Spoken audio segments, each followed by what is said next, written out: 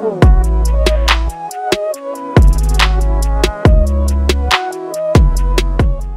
selamat siang. Assalamualaikum warahmatullahi wabarakatuh.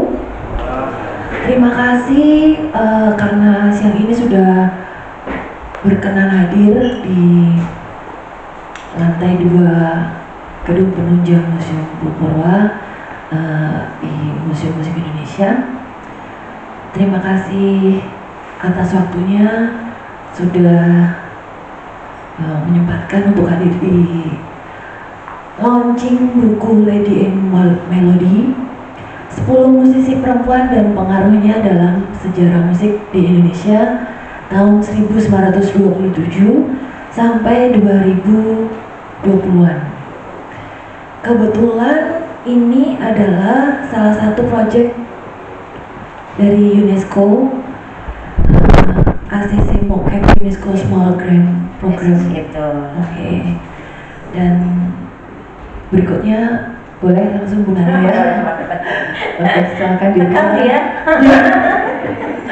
Yang datang legend soalnya jadi tegang. Iya. Oh, Tante Susi, selamat siang. Kebetulan siang ini kita kedatangan legendnya legend. Tante Susi, apa kabar? Ya, baik-baik. Baik-baik. Tetap cantik ya. Beliau ini kalau yang sepuh-sepuh mungkin sudah tahu.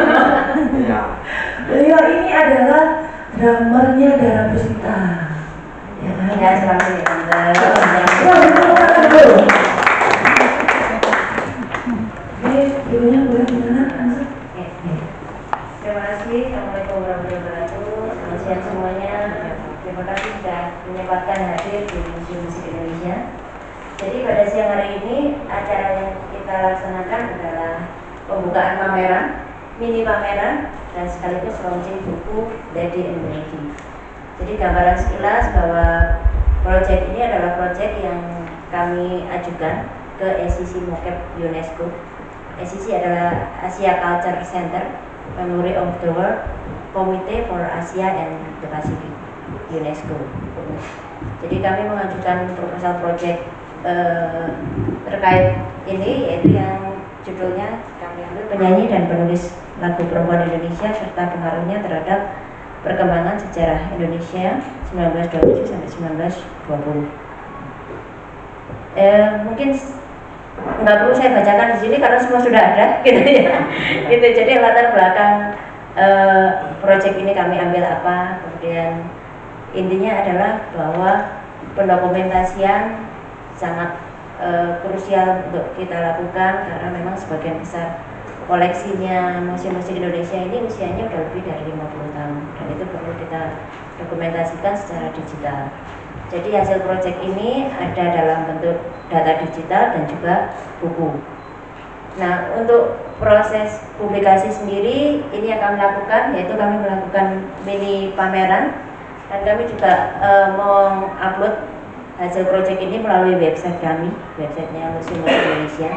Jadi mungkin kalau untuk hari ini belum lengkap yang ada di informasi yang ada di website, tapi akan terus kami update, gitu ya, untuk sampai dengan informasi proyek ini lengkap. Begitu intinya, seperti itu kegiatan kita hari ini. Terima kasih Tante Susi, ini tamu kehormatan kami jauh-jauh dari Sidoarjo sudah berkenan hadir, gitu. Kemudian untuk acara ini, untuk proyek ini lebih tepatnya, kami ada tim penyusun. Tim penyusun untuk buku Lady and Melody ini ada saya sendiri, kemudian ada Pak Hengki, monggo maju Pak Hengki, ada Pak Usman, ada Pak Wiro, ada Mbak Pipit, ada siapa lagi nih hadir? Sudah ya? Kemudian ini yang istimewa. Nah, monggo ayo tim maju semua. Tim. Nah, ini ada yang istimewa bahwa untuk layout buku ini kami bekerja sama dengan, kami mengajak lebih tepatnya salah satu mahasiswi dari Universitas Muhammadiyah Malang, ini Mbak Fatimah. Nah, ini proper kita. Nah, ini jadi layout dibantu oleh Mbak Fatimah, jadi lebih mungkin selera anak muda gitu ya, kekinian gitu. Salam kenal Mbak. Ya. Jadi untuk desain cover ini juga dari beliaunya, begitu ya. Dan kita diskusi tentang warna, gitu. Kaos juga, kaos. Oh, kaos warna. jadi kenapa ini kita ambil merah putih karena mewakili juga bendera Indonesia, ini bentuk nasionalisme kita, gitu ya. Karena ini nanti akan kita publish ke website dan ini kita laporkan ke UNESCO. Jadi proyek ini nanti akan publish di dunia, gitu ya, itu melalui ICC maupun UNESCO, begitu. Jadi ini bentuk nasionalisme kita merah putih. Kemudian untuk pameran ini kami juga dibantu oleh adik-adik mahasiswa dari Polinema. Terima kasih Bu Farika, mahasiswanya di ini diperbantukan kayaknya. Jadi keluarga kami, keluarga baru di sini. Ada Sasi, Farah, Rizal, Aldo. Ayo maju juga kalian. Ayo guys, come on guys. Come on guys. All team yang ada di sini, ada Pak Ateng juga selaku bendahara Museum Musik Indonesia. Mau Pak Ateng? Nah, maju juga dong. Gadis-gadis, mari maju. Mana Pak Usman? Loh, Pak Usman sudah memanggil. Pak Usman kenapa tidak maju? Farah mana? Farah, Sasi, ada apa-apa? Yuk, sini. Nah, ini adalah tim lengkap kami untuk keseluruhan proyek yang mengerjakan proyek ini. Jadi ini tim pameran ada di sini, ini tim penulisan buku. Pak Aten, Pak Usman bisa di sebelah sini ya. Mari Pak Usman sebelah sini. Jangan sama cewek.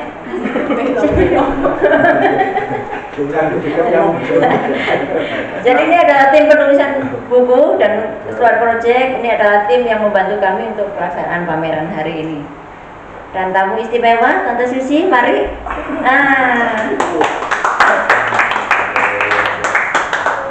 Nah, dalam kesempatan ini juga saya ingin menyerahkan buku hasil proyek kami untuk narasumber primer kami, Tante Susi.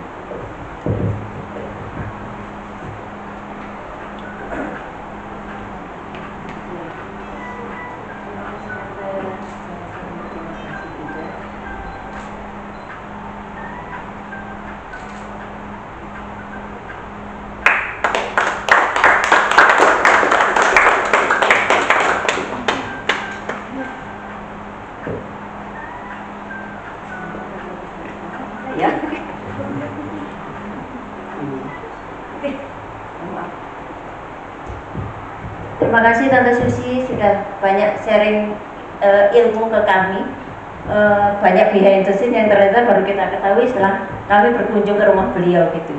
Jadi ada hal-hal unik, ada hal-hal yang memang terjadi pada eranya, tetapi tidak semua bisa kita tuangkan di buku ya Tante ya gitu. Jadi mungkin itu yang bisa saya sampaikan untuk kegiatan kita siang hari ini. Selamat menikmati pameran. Monggo yang ingin membaca bukunya kami persilahkan gitu. Terima kasih semuanya. Oh, majalahnya tidak dijual Pak. Ini koleksi museum. Nanti saya kena semprit saya nanti bahaya.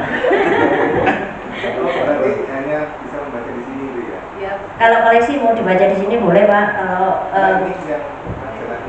buku, oh boleh. Kalau buku mau dibaca di sini boleh. Iya, itu dijual. Untuk sekarang belum, gitu, karena masih belum ada ISBN-nya Pak. Dalam rangka kita urus ISBN-nya, mungkin nanti setelah ada ISBN, tapi namanya kita catat dulu ya.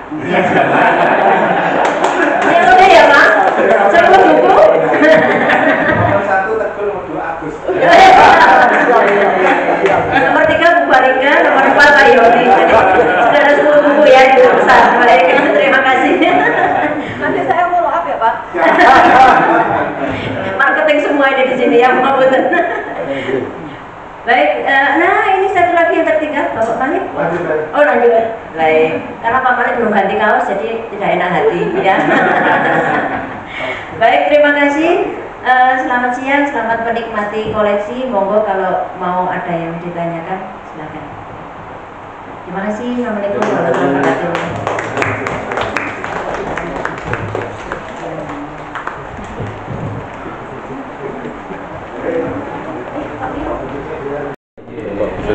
siang. Ya, latar belakangnya Latar belakangnya bahwa kami mengajukan proyek buku ini adalah SCC Mocap UNESCO. Itu jadi untuk tema yang kami ambil adalah tentang kesetaraan gender.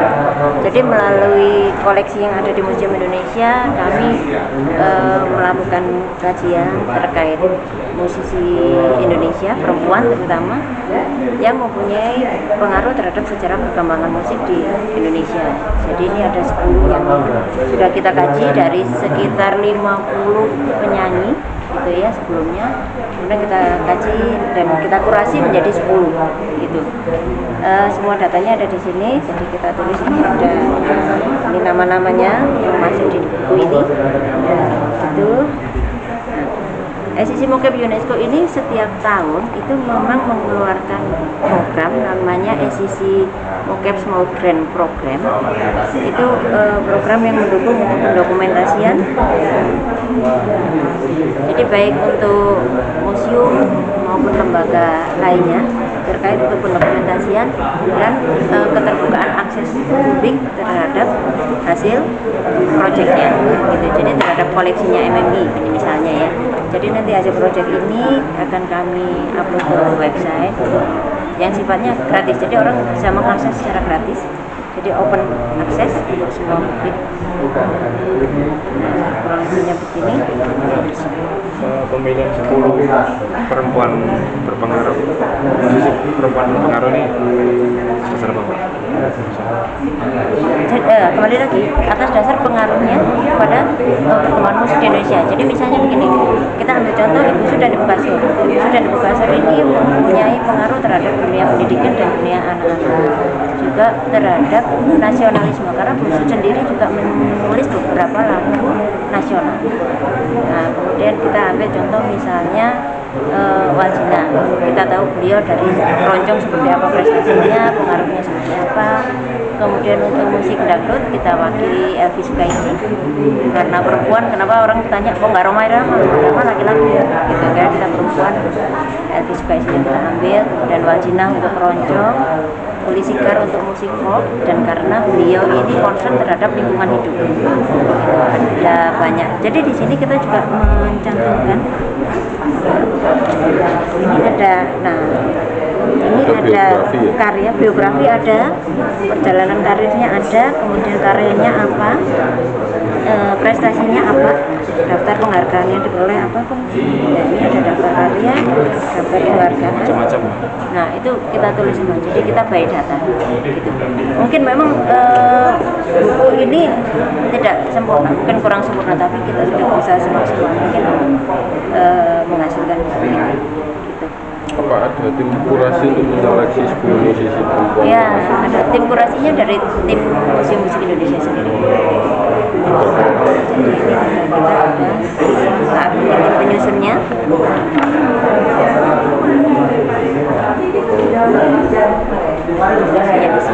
Ya. Berarti ini bisa dibilang 10 musisi perempuan berpengaruh di Indonesia versi Museum Musik Indonesia, ya betul. Lebih tepatnya seperti itu.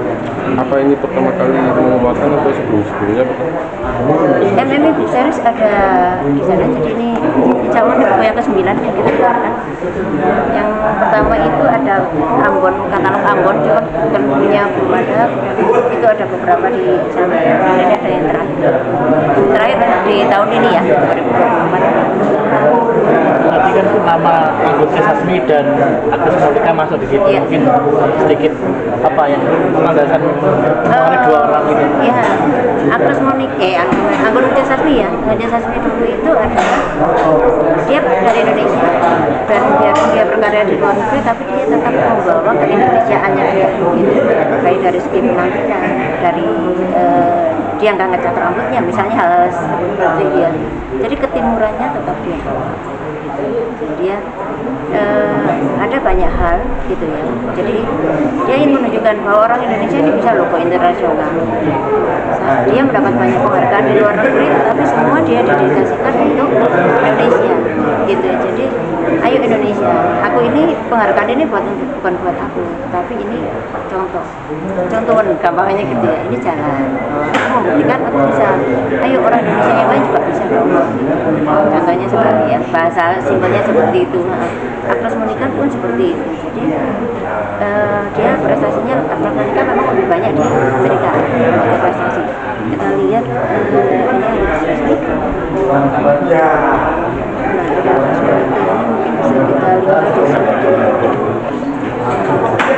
dia banyak, memang dia banyak di Amerika ya. Nah, jadi dia menjadi dia muncul di banyak cover majalah internasional, dan ini enggak semua artis atau ini bisa. Nah, kita lihat ini dia majalah-majalah high class ya luar negeri. Ini contoh aja, ini contoh prestasi buat kita. Bukunya itu ada juga terjemahan Inggris ya. Oh iya. Itu diperuntukkan juga untuk dunia internasional juga. Betul. Jadi berarti masyarakat mungkin di luar bisa mendapatkan gimana mengaksesnya?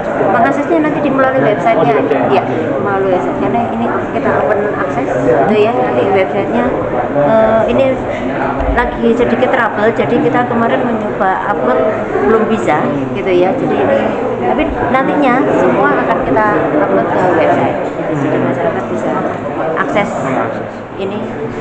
Jadi mau fisik mau kalau fisik mungkin bisa ke sini, bisa ke ini gitu. Kalau PDF-nya bisa langsung nanti di. Itu berbayar atau free kalau di website? Oh no, free. Oh free. Free. Karena memang salah satu persyaratan untuk program SCC Mocap ini adalah free access. Dan disyaratkan juga memang harus menggunakan bahasa asli, bukan di ini ya, bukan wajib, tapi disyaratkan untuk mempermudah orang membaca. Karena bahasa Inggris itu kan ini, iya, jadi mempermudah. Kecuali yang tabel-tabel mungkin enggak ya. Kalau yang berapa halaman ya, Mbak? 379.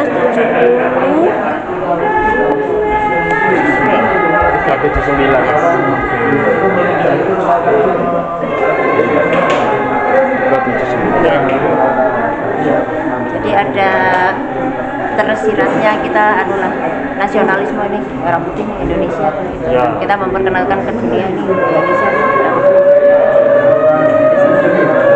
Oke. Nah ini kalau mau wawancara layoutnya ini nih, ini mahasiswa nih, masih mahasiswa nih. Masih mahasiswa. Nah, ini mahasiswa Unmu nih, sini boleh. Lagi monggo. Sini dong. Iya. Nah jadi untuk proyek ini karena ini proyek tentang kesetaraan gender dan peranan wanita, saya berusaha sebanyak mungkin mengajak para wanita untuk bekerja di tim ini gitu. Termasuk salah satunya Nona satu ini, Fatima, mahasiswa semester 5 dari Universitas Muhammadiyah Malang, jurusan ilmu komunikasi. Jadi sebelumnya Fatima ini melakukan penelitian di Museum-Museum Indonesia untuk tugasnya dia di kampus. Kemudian saya tertarik dengan hasilnya. Nah, kemudian saya mengajak Fatima untuk bergabung di tim ini. Gitu. Dan hasil layoutnya seperti yang Anda lihat, menyenangkan, menarik. Kapasitasnya sebagai seorang layout biarpun mahasiswa udah oke lah gitu. Meskipun masih muda tapi sudah oke. Jadi memang banyak saya berusaha sebanyak mungkin perempuan yang terlibat di sini. Mungkin satu aja. Kenapa kan biasanya gen itu kan agak susah ketika berbicara mengenai sejarah dan kurang tertarik dengan dalam mungkin mengkompilasi dan sebagainya. Nah, ini kenapa kok mau berpartisipasi juga untuk membantu isu musik ini? Ini kan artinya flashback mundur terus maju, jadi kan lebih rumit kan? Apa mau gitu? Kebetulan karena memang dari dulu saya tertarik sama sejarah-sejarah, saya juga sangat suka musik juga, jadi dapat kesempatan untuk membantu Bu Ratna untuk buku mocap ini. Saya tertarik dengan senang hati juga untuk membantu, karena memang tertarik musiknya sendiri juga, tahu genre-genre yang lain, apalagi di era-era yang lama, karena saya Gen Z belum mengikuti juga kalau yang lama-lama, jadi itu juga jadi pengetahuan buat saya juga. Ketika sudah mulai tahu apa kira-kira yang menarik dari perkembangan musik zaman dahulu, mungkin kan sebagai Gen Z kan mungkin belum banyak tahu apa yang mungkin yang perlu disampaikan ke Gen Z yang menarik itu mungkin untuk generasi muda. Untuk musik-musiknya sendiri menariknya adalah semakin lama, jadi musik kayak sekarang Gen Z itu ke era-era musik yang mungkin rock atau semacamnya, ternyata memang di zaman dulu juga di genre-genre rock itu juga sudah banyak sekali kayak legend-legend gitu yang memang untuk pencinta rock juga dan lain-lainnya, atau mungkin hip hop rock maaf, itu juga sangat perlu lihat ke belakang karena ternyata juga bagus-bagus, nggak cuma di era sekarang, pandangan ke belakang juga perlu biar ada bisa juga melihat perbandingan antara musik sekarang sama musik yang zaman dulu. Ini layoutnya proses sekarang. Oh, tanya beneran. Baik lah. Proses layoutnya sebulan ini juga sudah jadi. Jadi kita kerja smart. Kerja cepat. Kerja cepat dan kerja smart. Karena deadline. Oh, ada deadline. Jadi proyek ini deadline-nya nanti 31 Oktober. Ya. Jadi memang di schedule-nya kita itu kita bikin untuk pameran 1 minggu 22 sampai 27 itu kita tutup, udah kita bikin laporan akhir, tetap ada namanya proyek masih. Baik, memulai proyek ini mulai kapan? Juli, Agustus, 5 bulan lalu. September. September baru sama kamu ya. Iya. Jadi proses kurasinya sudah mulai Juli, Agustus, September.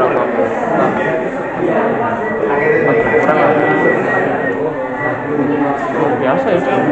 Kerja cepat, ya itulah gunanya tim. Jadi ada siapa menulis siapa, ada pembagian penulisan. Jadi ada yang kurasi kita semua karena harus disepakati, gitu kan. Setelah kurasi menulis. Tahu? Sampai nih sore nulis apa? Kan? Aku nggak ngerti di masalah apa. Bagi tugas. Ya.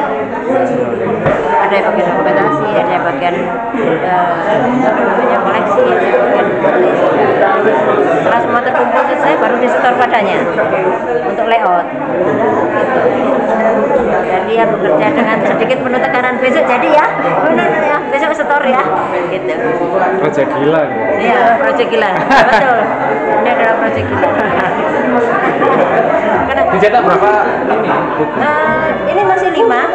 Saat ini masih 5 karena belum ada GSBN. GSBN-nya masih ngurus. Nantinya apakah dicetak lebih dari ini untuk mungkin bisa ketemu dengan lebih banyak lagi, kopi lebih banyak. Saya rencana cetak itu sekitar 30. Oh, 30 orang, jadi akan kita bagi dikasih ke artisnya mungkin kalau yang masih ada. Ya. Jadi rencana memang begitu dan memang ada beberapa pihak yang harus kita berikan, misalnya Perusnas, Perus daerah, kemudian UNESCO juga bisa kirim yang wajib-wajib Mungkin juga ke artisnya gitu kan. Jumlah berapa nanti total yang akan kita cetak, akan kita list kembali dan beliau-beliau yang menginginkan gitu. Fatimah, bagi generasi muda, satu lagi, kan ini kan orang kan supaya bisa menarik generasi muda, apa yang membuat generasi muda harusnya membaca buku ini untuk dia tahu musik apa, memancing generasi muda supaya bisa membaca buku dan ini aja pengalaman setelah membaca buku ini apa? Gitu aja. Ya, Kan sebelumnya nggak ngerti nih. Ya, berarti kalau memang sangat tertarik dengan musik, cinta musik, sangat tertarik lah pokoknya. Baca buku ini jadi kita tahu ke belakang apa yang dilewati, apa aja sampai di titik tinggi atau di titik yang udah dikenal banyak orang, kita harus melewati apa dulu